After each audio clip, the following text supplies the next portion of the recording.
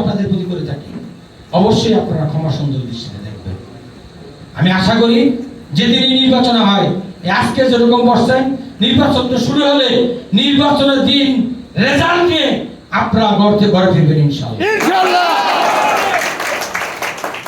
আমি কিন্তু নির্বাচন শুধু পরিচালনা করি, আমি যে সব থেকে নির্বাচিত হই ওই দিন থেকে আমার নির্বাচন আবার চলে না, চলে না?